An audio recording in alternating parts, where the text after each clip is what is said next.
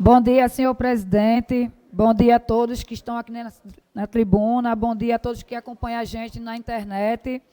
Hoje eu subo essa tribuna para prestigiar e registrar nosso voto de aplausos ao cineasta Kleber Mendonça, pernambucano, que fez o filme com o ator Wagner Moura, O Agente Secreto, pela conquista dos prêmios de melhor diretor e melhor ator do filme que foi prestigiado no Festival de Cannes esse ano.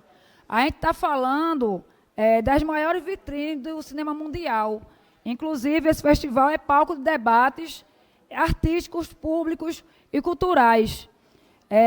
Ver um filme brasileiro, pernambucano, brilhar e ser premiado ali é motivo de celebração, não apenas para quem admira o cinema, mas quem admira a cultura, mas para a nossa cidade e para todos que acreditam no poder transformador da cultura. É uma obra cinematográfica, mas conta com uma série de profissionais, trabalhadores e trabalhadoras, que transformam a ideia em arte.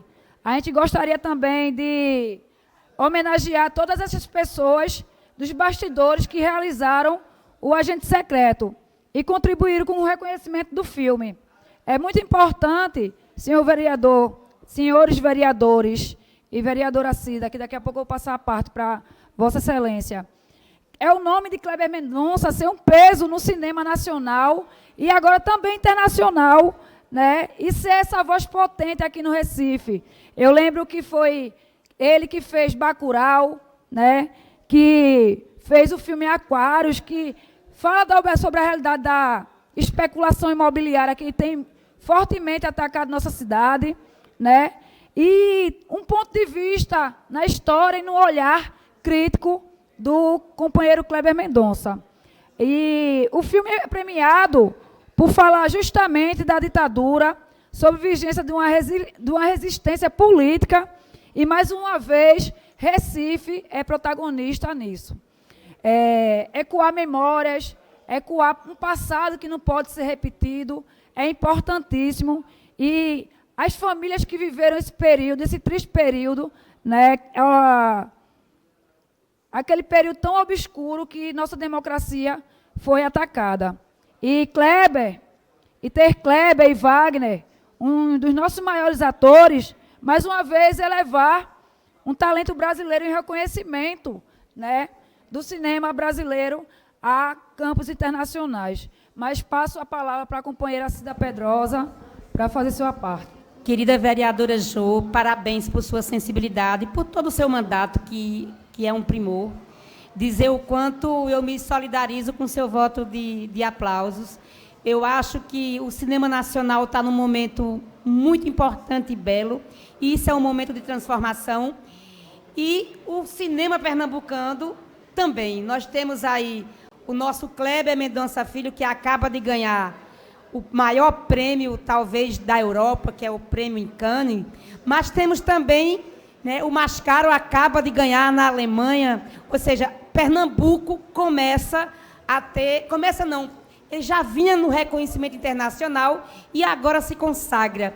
E aí eu concordo com você inteiramente, Jô, do quanto cinema é transformação.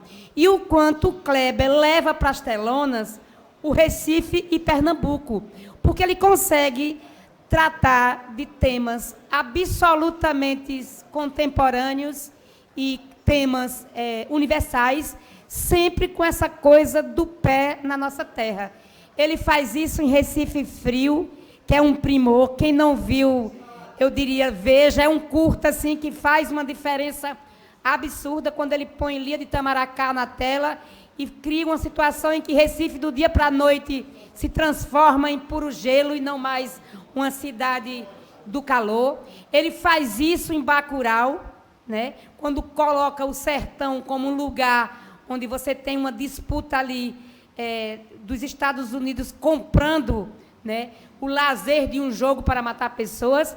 Ele faz isso em Som ao Redor, quando põe todo o medo, a dor do povo recifense que vive enclausurado.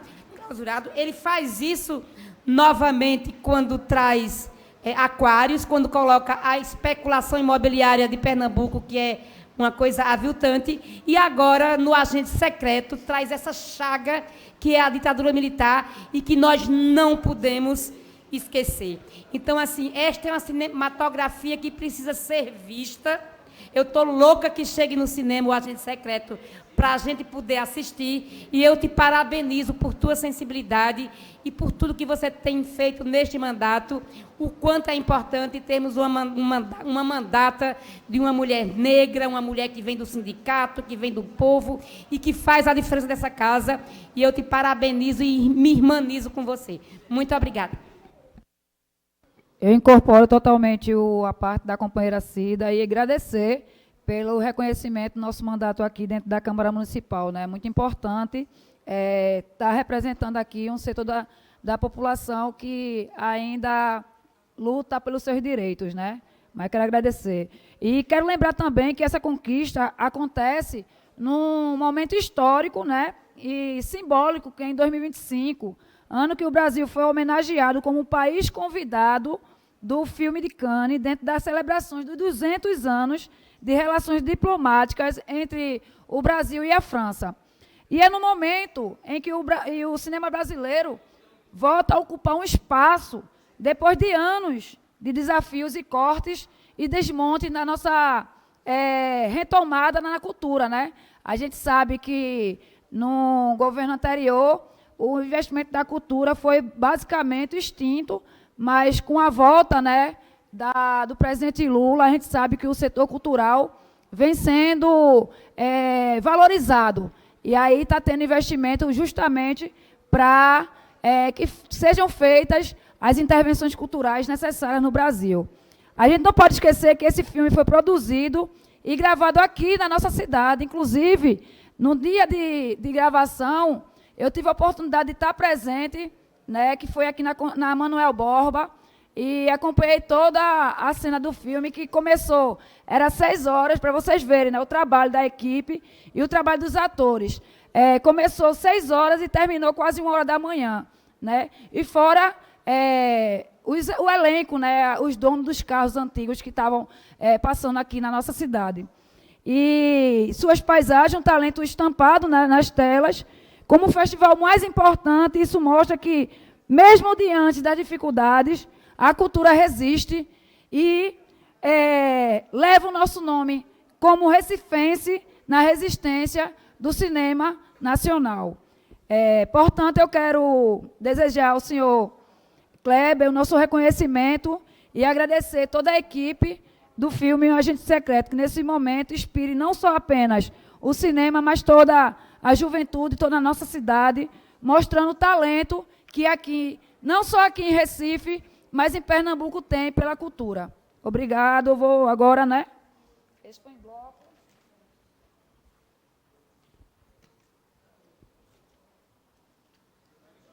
Senhor presidente, eu agora vou discutir o requerimento 4879. Pela primeira vez aqui na história, aconteceu, né, da América Latina, a gente recebeu a Conferência sobre Adaptação e Mudanças Climáticas, o CBA-19.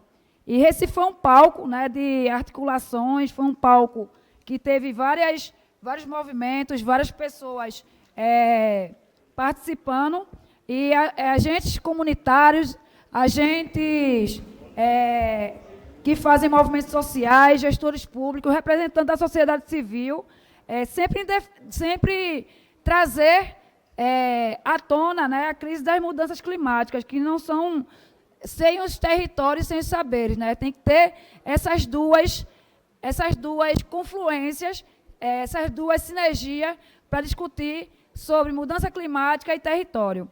E o impacto da mudança climática, a gente vê que não é uma pauta neutra, e ele tem cor e tem CEP. Muitos daquelas e daqueles moradores e moradoras que vivem nos territórios de periferia, aquelas mulheres e aqueles homens negros que enfrentam todo dia uma batalha quando começa a chover e impacta diretamente, né, com alagamentos, com o rio subindo dentro das suas casas. Então, estar nesse processo do CBA foi muito importante. Inclusive, a gente falou sobre um tema, né, que é o racismo ambiental, que é muito pouco falado, vereadora Cida, porque o pessoal não entende o termo racismo ambiental, mas tem que entender que, quando a gente fala sobre mudanças climáticas, a chuva não chega da mesma forma nos territórios. É o contrário, tem locais que são de alguma forma, privilegiados, né? E tem a outra que não é privilegiada. Então, quando a gente fala sobre racismo ambiental, a gente toca justamente nessas mulheres, nessas crianças que moram nas comunidades, que levam o impacto diretamente às suas vidas, né? E eu fiz parte desse momento e queria verbalizar aqui, mas eu escuto a parte da vereadora Cida. Obrigada pela parte, vereadora Ju. Como é importante você trazer esse voto de aplauso. Infelizmente, eu não pude participar porque eu estava viajando, mas eu queria dizer para você da importância dos diversos saberes para nós discutirmos um plano de adaptação à emergência climática. Porque a gente sabe, como você bem colocou, que a emergência climática ela acontece de forma diferente para as pessoas. Eu moro nos Aflitos. Lá não acontece o que acontece na beira do Tigipió, ou na beira do Beberibe, ou nos altos e morros de Recife. Porque são as pessoas que moram nas áreas mais vulneráveis que ficam mais sujeitas às intempéries. E essas intempéries que hoje a gente tem a clareza que tem relação direta com a emergência climática, chega de forma diferente. A gente sabe que, por exemplo, quando a gente fala de emergência climática no sertão, quem mais sofre são as mulheres. Quando a gente fala de emergência climática em Recife, a gente sabe que são as mulheres e mulheres negras. Muito bom você explicar o que é racismo ambiental. Eu fui secretária do meio ambiente dessa cidade e fiz um dos primeiros fóruns sobre isso, e as pessoas, você está ficando doida? Isso é discussão, existe racismo? Existe. Porque a gente fala que, quando a gente acontece um desastre, a maioria das pessoas que morrem ou se prejudicam ou perdem seus bens, são mulheres e pessoas negras, mulheres negras que estão na periferia. E isso é racismo, porque as políticas não chegam de forma igual para todas as pessoas. A urbanização não chega igual para todas as pessoas. As cidades, elas são divididas em territórios que têm grana e territórios que não têm grana. E aqueles territórios das pessoas mais vulneráveis ficam sempre mais sujeitos à emergência climática, porque, como não sobra e como não tem uma política pública de habitação para que as pessoas morem nos bairros que não acontece a emergência, as pessoas terminaram ocupando o quê?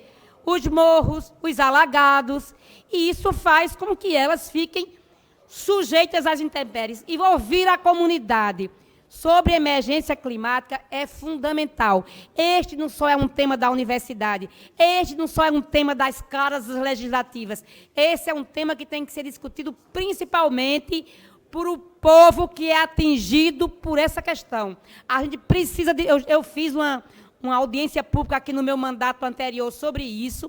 A gente tem que, de verdade, enfrentar essa questão a partir do olhar das pessoas menos favorecidas e mais pobres e as pessoas negras. A emergência climática ela é uma realidade. Nós temos a COP30 aí na nossa porta, precisamos participar dela. A gente tem que dizer ao mundo que as cidades precisam ser ouvidas. Não adianta mais discutir a emergência climática sem envolver as cidades, porque é nela que as coisas acontecem. Parabéns, muito parabéns pelo seu voto de aplauso. Obrigado, vereadora Cida.